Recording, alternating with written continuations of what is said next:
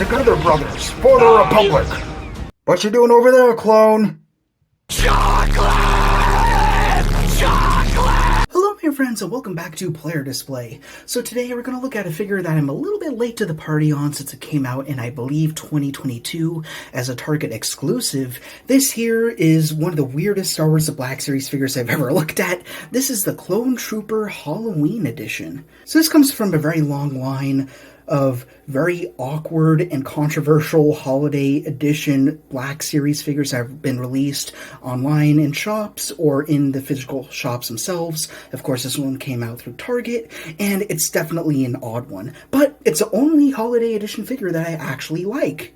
And here's why. So the other figures that we've seen, they've looked a little bit too kooky and too far out there. They've had the really weird, awkward Christmas paint jobs that didn't make a whole ton of sense. They've also had the really awesome, well-sculpted blasters that are repainted to look like Nerf guns, and they just never really worked for me. If that's your jam, that's totally fine, but for me, this is the only one that actually functions well.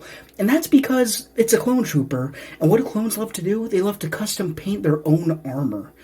So for me, this is like a clone that is perhaps of the stealth variant or something like that, like a Shadow Clone Trooper, I believe those are in Legends at least, who repainted his own armor and has his own unique story to tell. And for me, that's almost like a gateway into potential customizing opportunities. I mean, he still has the usual Clone Trooper hands, so he can hold a blaster no problem.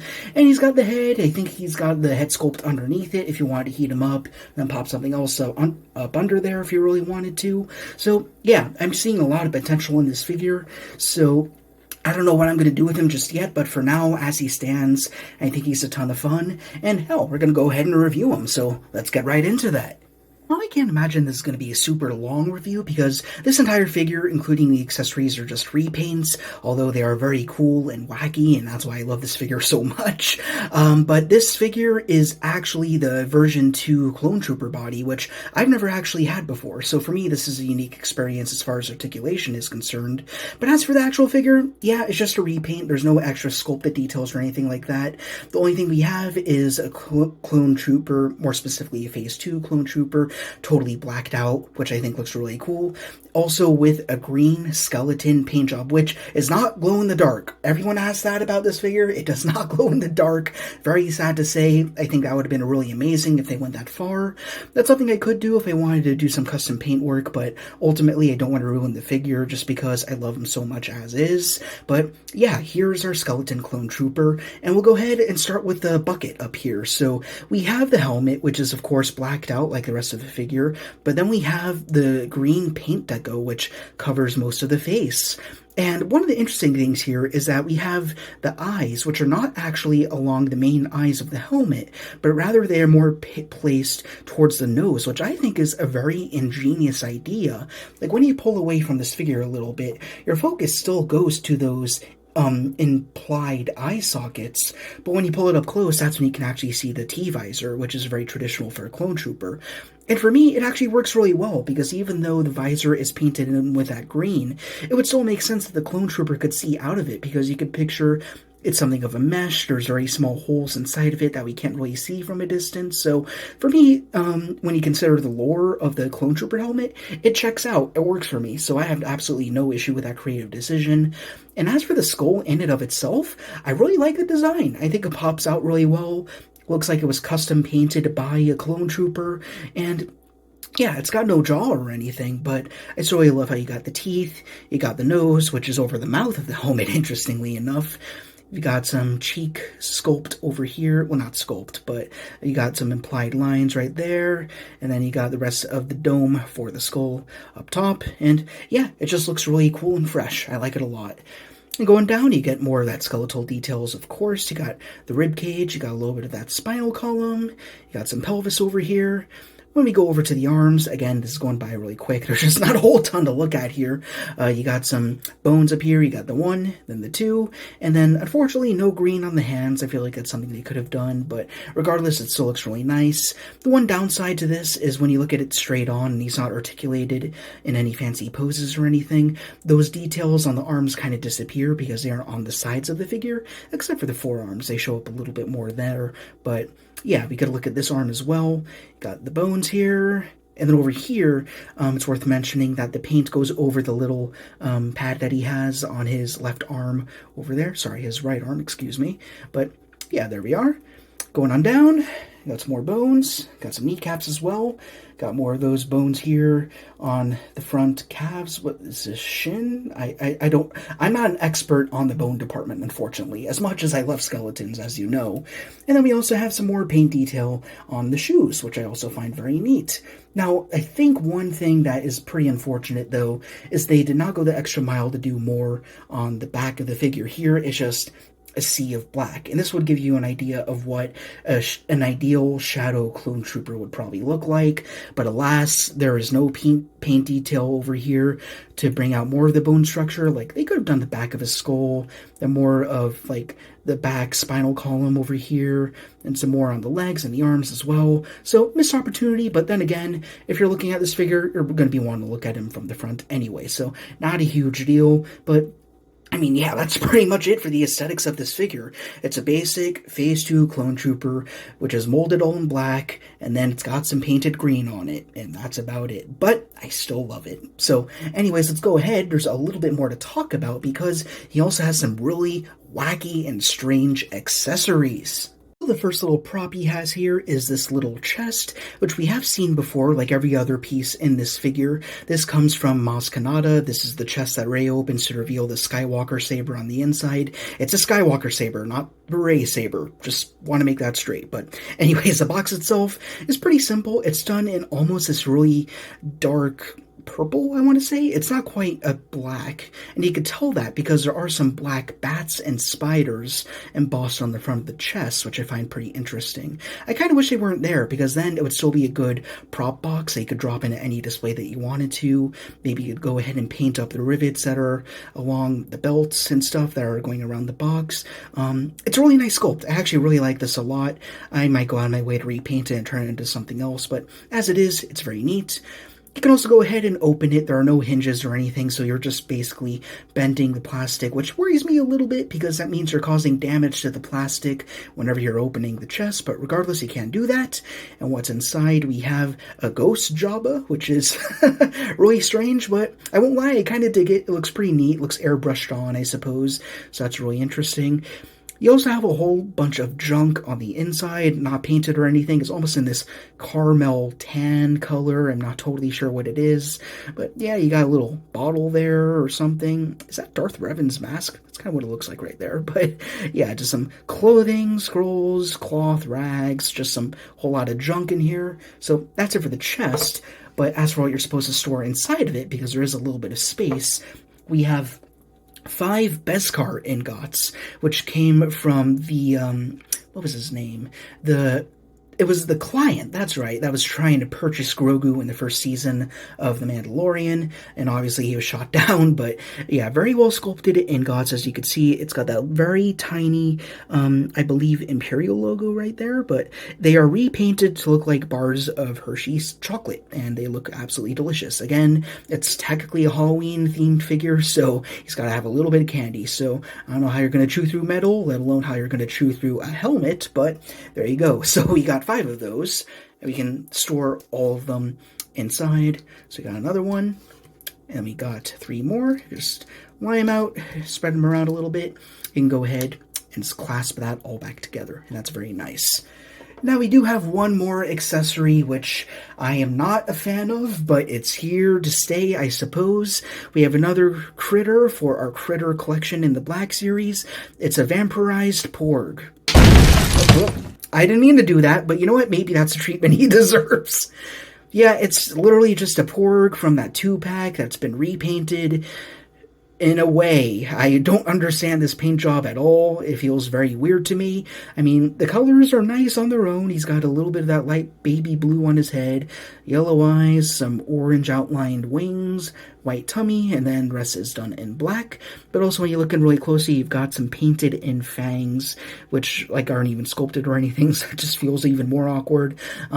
Yeah, I'm not a fan of this at all. It feels really strange, but then again, if you want to give the clone to Blaster, then here you go. Got some target practice, so guess he's worth something, right?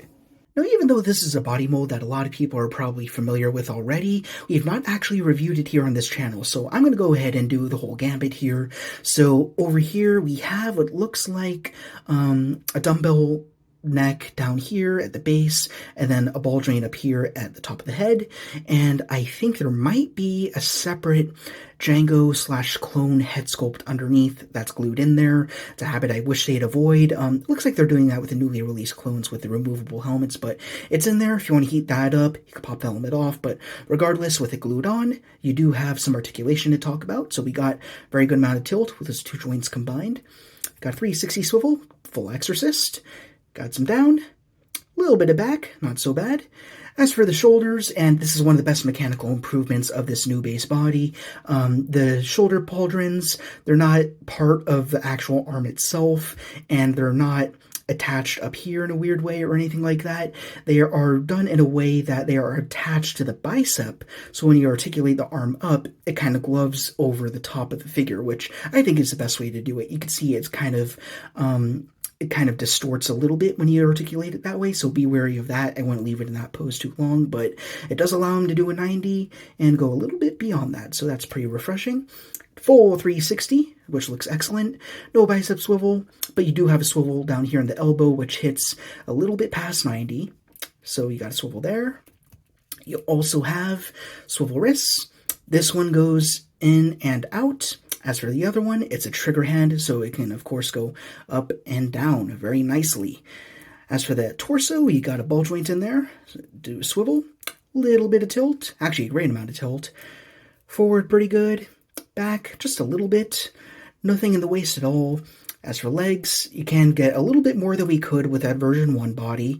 You can swivel that thigh out a little bit so you can kick up to 90. Swivel it back down, kick out to the side. Not 90. We're seeing a lot of 90s here, but that's all right. You got the knees, go way past. And then we also go down here to the feet where we've got back, forward, no swivel. That's all right. But we do have our usual rocker, which is excellent. And being that this is the first version 2 clone body that I've handled, it is certainly an improvement in every way. Like, over here, I have a 501st Legion clone trooper done on the version 1 body, and the differences are very apparent. I just wanted to talk about that as well for those of you who have not handled the new body. The shoulder pauldrons are smaller now, and they are pasted down on a different part of the arm. On here, it's right on the shoulder, so you can see that it kind of just clashes with the torso armor immediately, so you don't get that articulation very much. Also, the elbows are a little bit awkward. When you go to crunch them in, it hits 90, and then it kind of stops right there. But on here, because of the way they're done, you can go a little bit past. You see that little ring that holds on the elbow pad kind of rides up a little bit, so that allows him to go just a tad past. Probably better for some aiming poses with blasters or whatever it is you plan to do with this Halloween edition clone. And same can be said about the knees. Got that looser joint padding down there, so you can go past 90. As for this one, he's got a double joint. He can also go past 90, but the sculpt looks a little bit awkward with the pins and all that. But here, he's pinless, so that's another bonus with that figure over here. So that's about it for this Halloween edition Clone Trooper. Let's go ahead and do some size comparisons. Here we are at a few random size comparisons, and even though I grabbed everybody pretty much at random, they seem to all actually be about the same height, interestingly enough. So over here we have Jango Fett from SH Figuarts. Then beside him we have the recently reviewed Black Series Pre Vizsla, who was done on the Black Series Jango Fett body, and it seems like he's the shortest of the bunch, which is really interesting, but again, that's another old body that desperately needs to be updated. Over here we have the 501st Clone Trooper once again, once more on the version 1 body Sculpt, and they are just about the same height. So if you want to mix and match the different types of clones that we've gotten over the years, you could totally do that. I'd see no reason why not. Then over here, we have our Republic Commando Gaming Grades Delta Squad Fixer over here. And last but not least, we have our Star Wars The Black Series Mecha-Muck. Oh, a piece of candy. Oh, a piece of candy. Oh, a piece of candy. Oh, a piece of... That's about all there is to say about this Halloween edition clone trooper over here. Again, it's just a standard base clone with a repainted paint job, and that's about it. But he's still a lot of fun, especially when you want to loop into lore, create a story behind him, maybe say that he's like Spec Ops or something, repainted his armor to stand out a little bit more and intimidate a B-1 battle droid or something like that. But that being said, he's not for everyone. I mean, he's a holiday version figure, and those are not the most popular figures that are done by Black Series, especially those Christmas ones. They are absolutely nauseating. I hate them so much. But for me, again, this one works for me, so I have absolutely no issues with it at all, even though he comes with some accessories that aren't quite as agreeable. I can ignore them. I mean, they're here, they're fun and kooky enough, even the Porg, I guess, but yeah, the rest of the figure, I can't wait to give him some different accessories, test him out, maybe give him some soft goods, a pauldron or something like that, and then it'll just be a totally unique clone that's not from any particular story, but I get to say, hey, this is my clone. Know what I mean? I think that might be kind of the appeal of clones not being my favorite, but I think that's one of the interesting things about them, that they all have their own unique identity, they have their own story to tell, they have their own unique armor set, and this could be one of them. Like, it doesn't feel like a Halloween figure, it just feels like a clone who has a certain taste in paintwork, and it shows. As for the accessories, you got the chocolate, you got the chest, you got the Porg. If you want him to be fully Halloweened out, I mean, you can do that. There was also a Halloween edition Wookiee, which I'm not interested in personally. That was a little too over the top for my taste. And also, I'm not a fan of that version 1 Wookiee body at all, so I won't be collecting him. But as for this guy, he's a little bit special to me, so I'm really curious to see what I can do with him. I don't think I'll go too extreme, probably just be giving him new parts. I don't think I'll be doing a repaint or anything. I like him a lot as is, so... But if I go any further than that, I'll do a video on it, and then we'll talk about him a little bit then. But until then, or until the next review, I think that'll be about it for now. So if you enjoyed what you saw today, and enjoyed what you've seen in the past, or you're new here and just looking forward to seeing more in the future, then please, as per usual, be sure to... Like! Comment! Ring the bell to be notified of our latest arrivals. And subscribe. This is the editor speaking, humbly reminding you to support the pod Patreon in the description to guarantee new content every single week. Thank you guys very much for watching. Rock on, and I will see you all later.